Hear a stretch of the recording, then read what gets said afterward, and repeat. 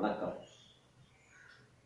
ஸ்ரீலங்காவிலிருந்து ஒரு தம்பி அருமையான தமிழ் பேச்சு என்கிட்ட கேட்டிருந்தாங்க. அந்த தமிழ் வார்த்தை அவர் ஒரு வண்டி பைக் வச்சுருக்காரு. ஸோ அந்த வண்டியில் பல பிரச்சனைகள் இருந்திருக்கு. ஆனால் அந்த பிரச்சனைகள் சால்வ் பண்ண முடியல. என்கிட்ட வாட்ஸ்அப் மூலிமா கமெண்ட்ஸில் அனுப்பிச்சிருந்தாரு. நம்பர் அனுப்பிச்சேன். வாட்ஸ்அப் மூலிமா என்கிட்ட கேட்டிருக்காரு. அவருக்காக இந்த ஒரு ஸ்பெஷல் வீடியோ, ஏன் காலையில் எழுந்தோடனே அதை பார்த்தேன். ஸோ அவருக்காக ஒரு ஸ்பெஷல் வீடியோ. அந்த தம்பி அந்த அளவுக்கு கேட்கும்போது எனக்கு உள்ளத்தில் வந்து ஒரு தனி உணர்ச்சி. சரி, அந்த குழந்தை கேட்குது அப்படின்ற ஒரு பதில் நம்ம சொல்ல காத்திருக்கு. ஏன்னா ஸ்ரீலங்காவிலிருந்து நம்ம என்னுடைய வீடியோ பார்த்துருக்காங்க. அவருக்காக இந்த ஒரு அருமையான தகவலை நான் அவர் கொடுக்கணும்னு சொல்கிறேன். ஏன்னா இப்போ அவர் பேசுகிறத நான் வந்து செல்ஃபோனில் உங்களுக்கு காட்டுறேன். அதை பாருங்கள். கொஞ்சம் எக்ஸலாக தான் இருக்கும். ஸோ அதை கொஞ்சம் பாருங்கள். ஸோ அவர் என்ன பேசியிருக்காரு அப்படின்றது ஸ்ரீலங்காவிலேருந்து உங்களுக்கு தெரியும்.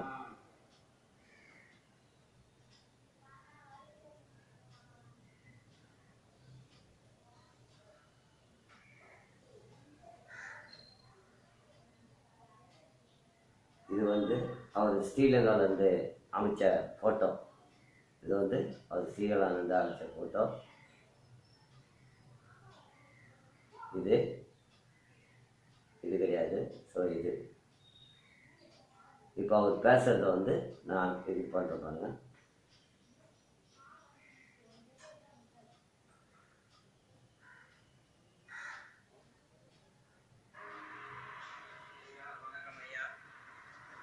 ஸ்ரீலங்காவில் இருந்து பேசுகிறேன். என்னிடம்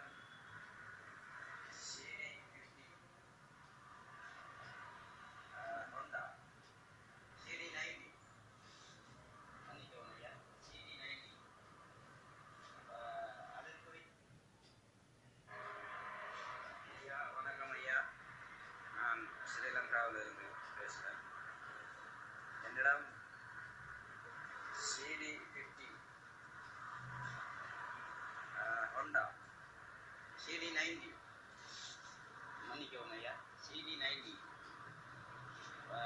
அதற்குரிய ஸ்டார்டிங் கோயில், லைட்டிங் கோயில்,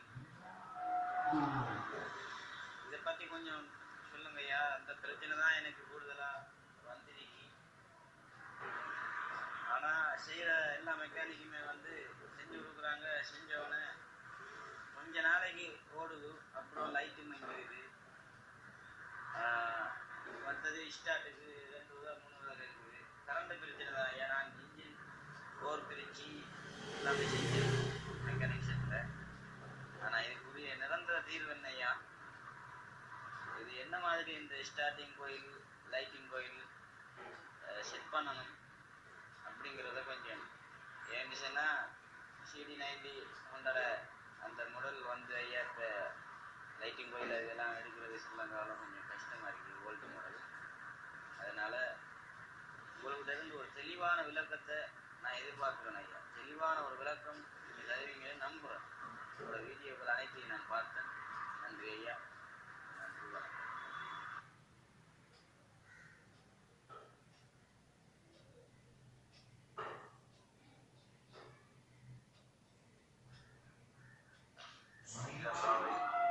இப்போ நான் பேசுகிறேன். நண்பர், என்னுடைய நண்பர், ஒரு முத்தான வார்த்தைகள், தமிழ் வார்த்தைகள் ரொம்ப அருமையாக பேச்சு.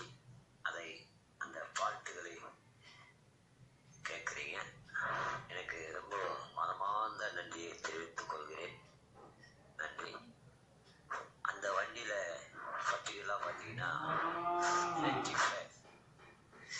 நீங்கள் ஒரு நடுப்புல ஒரு சொல்லிக்கிட்டே வரும்போது அந்த ரெக்டிஃபைட், ஸோ அந்த காயிலேருந்து வரக்கூடிய ஃபுல் கவர் வந்து அந்த கரண்ட்டு வரக்கூடிய இடத்துல வந்து பார்த்தீங்கன்னா ரெக்டிஃபைடில் தான் சேவ் பண்ணும்.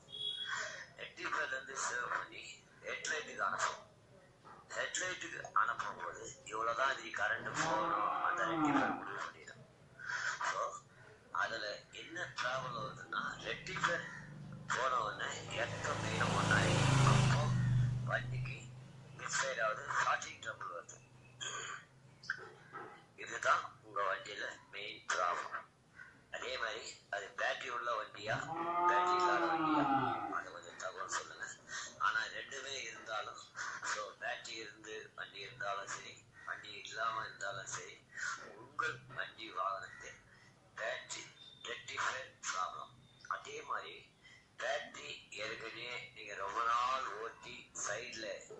பேட்டரி விட்டு போய் இருந்ததுன்னா அப்போ நீங்க கவனிச்சிருக்க மாட்டீங்க.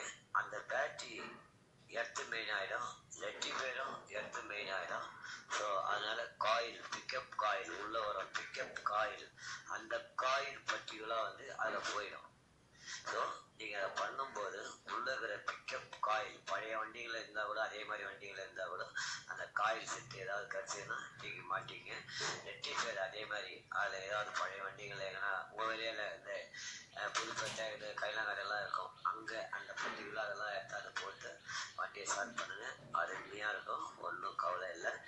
இதுக்கு ஸ்ரீலங்காவிலிருந்து ஒரு நண்பர் நல்ல ஒரு தமிழ் வார்த்தை அந்த நண்பருக்கு என் மனமார்ந்த நன்றியை தெரிவித்துக் கொள்கிறேன். நன்றி, வணக்கம். உங்களுக்கு எந்தெந்த குறைகள் உங்களுக்கு வேணும் அப்படி என்றால் என்கிட்ட கேளுங்க, நான் உங்களுக்கு பதிலளிக்க காத்திருக்கிறேன். ஸோ என்று வெள்ளிக்கிழமை லைவ் 7 மணிக்கு நான் லைவ்ல போடுறேன். ஸோ அதில் யாராவது சொன்னவங்க விட்டு போனாலும் சனிக்கிழமை அன்னைக்கு அதையும் போடுறேன். இதுதான் உங்க கமெண்ட்ஸில் உங்களுடைய இதை பார்த்தேன். அதனால எனக்கு ரொம்ப மகிழ்ச்சி, ரொம்ப சந்தோஷம். ஒரு மனசுல என்ன சந்தோஷமோ அந்த அளவுக்கு இருக்கு. உங்களுக்கு நிறைய சொல்ல நான் காத்திருக்கேன். உங்களுடைய நண்பர்களுக்கெல்லாம் இதை நீங்க தெரியப்படுத்துங்க. எல்லாருக்குமே இன்னும் நிறைய நான் சொல்றேன், கவலைப்படாதீங்க. இந்தியாவில் என்னென்ன இங்க சென்னையில என்னென்ன வண்டி ரிலீஸ் ஆகுதோ BS6 இதெல்லாம் எல்லாமே நான் சொல்லிட்டு இருக்கேன். உங்களுக்கு என்ன ஒப்பீடுகள் வேணுமோ எனக்கு ஃபோன் பண்ணுங்க, மெசேஜ் அனுப்பிச்சிருங்க. நான் உங்களுக்கு இதே மாதிரி அனுப்பிச்சிடுறேன். ஸோ நான் 8 மணிக்கு வந்து பார்ப்பேன். 8 மணிக்கு யாராவது மெசேஜ் அனுப்பிச்சிருக்காங்கன்னு அதை பார்த்து எல்லாத்தையுமே நான் ரிப்ளை பண்ணுவேன். ஓகேங்களா? நன்றி. உங்கள் குடும்பத்தாருக்கும் உங்கள் இதுக்கும் என்னுடைய மனமார்ந்த நன்றியை தெரிவித்துக் கொள்கிறேன். நன்றி, வணக்கம். இப்போ அந்த ஸ்ரீலங்கா அந்த குழந்தை கேட்குது. ஸோ எனக்கு மனசில் என்ன பண்ணுறதுன்னே எனக்கு புரியல. அதனால தான் காலையில் எழுந்து ஒரு தகவலாக வீடியோவாக அந்த குழந்தைகளுக்கு போட்டுடலாம். ஏன்னா அங்கே கிடைக்காத பதில் நம்ம இந்தியாவில் கிடைக்கலாம் அப்படின்ற ஒரு ஸ்ரீலங்காவிலேருந்து நம்மக்கிட்ட கேட்குறாங்க. அப்போது ஸ்ரீலங்காவில் நம்ம மெக்கானிக் எந்த அளவுக்கு நம்ம திறமையாக இருக்கிறோம் அப்படின்ற அந்த குழந்தைகளுக்கு தெரியுது.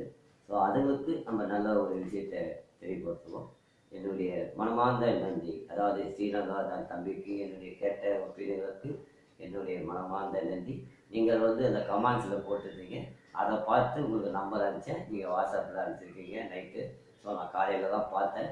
என்னுடைய மனமார்ந்த நன்றி. உங்கள் குடும்பத்தாருக்கும் உங்களுக்கும் என்னுடைய மனமார்ந்த நன்றியை தெரிவித்துக்கிறேன்.